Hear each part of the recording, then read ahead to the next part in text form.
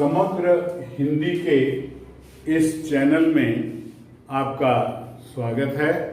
मैं डॉक्टर सत्य प्रकाश सिंह, सेवानिवृत्त प्राचार्य, आपके समक्ष उपस्थित हूँ कबीर की उल्टवासियों के बारे में थोड़ा सा बताने के लिए। लेकिन इसके पहले मैं आपसे एक निवेदन करना चाहता हूँ कि हिंदी का अधिक से अधिक प्रयोग आप अपने परिवार में, अपने व्यवहार में, विचार विनिमय में, सरकारी या गैर सरकारी दफ्तरों में अवश्य करें। एक बात। दूसरी बात यह है कि परिवार में बच्चों को कहानियों के माध्यम से हिंदी के विषय में बताएं। हमारे यहाँ कहानियों का भंडार है। जैसा आप जानते हैं, रामायण और महाभारत, उपनिषद इत्यादि में कहानियाँ भरी पड़ी हैं और शिक्षाप्रद कहानियाँ बहुत ज़्यादा हैं। बच्चों को उसे बताएं, पढ़ाएं। इससे उनके अंतर्गत हिंदी के प्रति आकर्षण उत्पन्न होगा। बहुत से घरों में मैंने देखा है कि हिंदी की कहानियाँ, पंचतंत्र की कहानियाँ जो अंग्रेजी में अनुदित हैं, उनको जो है बच्चों को दिया जाता है पढ़ने के लिए, सबके लिए। तो उससे अंग्रेजी भाषा का तो ज्ञान उनका होगा, लेकिन उनकी जो मातृभाषा है उसका ज्ञान नहीं हो पाएगा।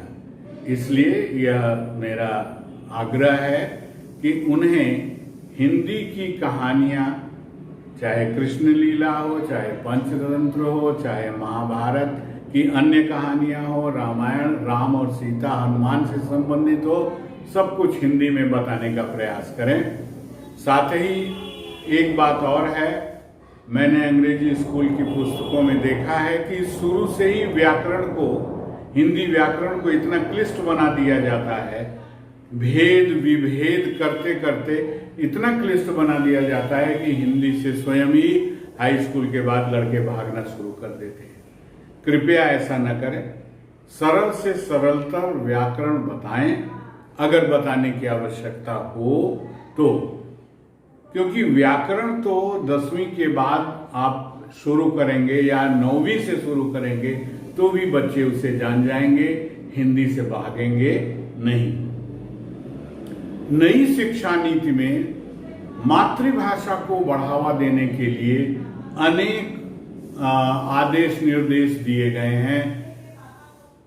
इस आदेश और निर्देश का पालन करना चाहिए और इससे, नई शिक्षा नीति से हमारी मातृभाषा और उन्नति की ओर बढ़ेगी।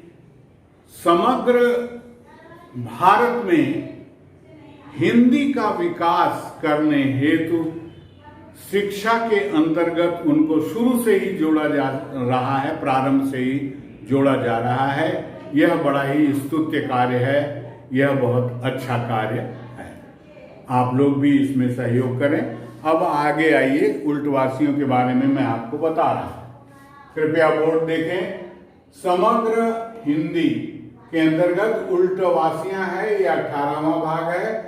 उलटवासियों का अर्थ है प्राकृतिक परिस्थिति अवस्था के विपरीत, अर्थात उलट कर वर्णन करना, कथन करना या निरूपण करना।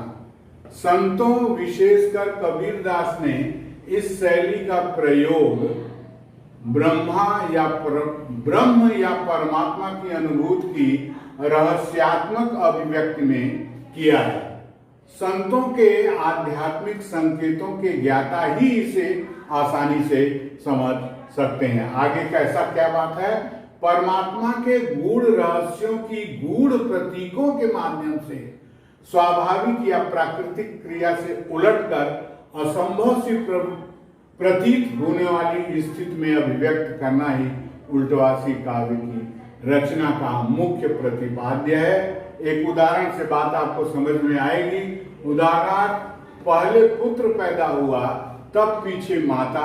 इसका आध्यात्मिक अर्थ है, पहले पुत्र अर्थात जीव पैदा हुआ, उसके बाद माता अर्थात माया उसमें आई।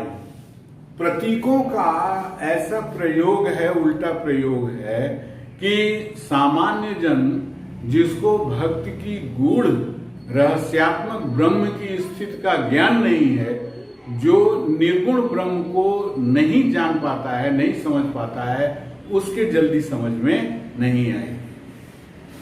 आगे है, उल्टवासियों का मुख्य आधार हठ योग है।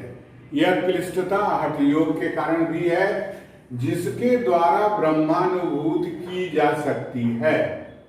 हठ योग के 8 अंग हैं: यम, नियम, आसन, प्राणायाम, प्रत्याहार, धारणा, ध्यान और समाधि। अपनी बहिर्मुखी इंद्रियों को, ध्यान दें, अपनी बहिर्मुखी इंद्रियों को उलटकर अंतर्मुखी करना, अंतःकरण को इससे पवित्र, उज्जवल और शुद्ध कर जीव में बसी परमात्मा का अंश, परमात्मा का जो अंश जीव में बसा हुआ है, आत्मा का इंद्रिय निग्रह कर आत्मानुभूति की अभिव्यंजना को अभिव्यक्त करना संतों के उलटवासियों में मिलता है। आत्मा को माया रहित कर देंगे, शुद्ध कर देंगे, तो वह आत्मा परमात्मा में कालांतर में विलीन हो जाती है।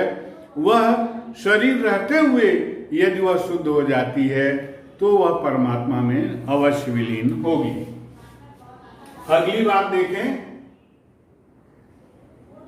जो सांसारिक दृष्टि में दिखाई देता है वह सभी चराचर जगत मिथ्या है। इसी को सत्य सिद्ध करने का आध्यात्मिक कथन का प्रयास उल्टवासी काव्य रचना में प्रच्छन्न रूप से व्यक्त किया गया, प्रच्छन्न रूप में व्यक्त किया गया है। अब इसका हम काव्य शास्त्रीय दृष्टि से थोड़ा सा आपको बता दें। काव्य शास्त्रीय दृष्टि से शोध करने पर उल्टवासी में मुख्य रूप से प्रतीक और रूपक का आश्रय लिया गया है। गूढ़ अर्थ के ज्ञान हेतु प्रतीकों एवं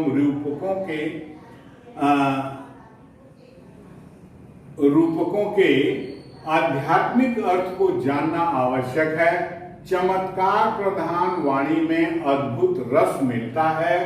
पाठक या श्रोता को आश्चर्य में आकंठ डुबोने हेतु प्रकृति व्यापार तथा चित्रों की विचित्रता एवं अद्भुतता की अभिव्यक्ति उल्टवासी रचना में स्थान स्थान पर मिलती है।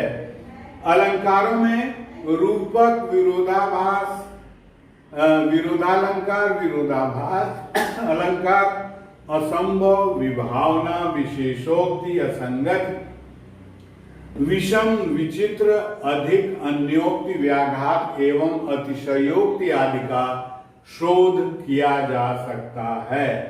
अब अंतिम जो महत्वपूर्ण बात है, किंतु मसी कागज नहीं छूने वाले संतों के उपदेशों में ये सभी काव्य शास्त्रीय गुण उनकी वाणी के पीछे पीछे स्वयं चलते हुए आए हैं, सहज में आए हैं। सहज, उन्होंने कोई प्रयास नहीं किया, प्रयास रहित हैं, स्वाभाविक हैं। उनकी अनुभूति जो कुछ हुई वही अभिव्यक्ति हुई है और उस अभिव्यक्ति में सारे काव्य शास्त्रीय गुण स्वयं आए हैं। पुनः निवेदन है कि यदि आपको कोई बात न समझ में आई हो, कमेंट बॉक्स में कृपया लिख दें और उसका समाधान मैं शीघ्र कर दूंगा।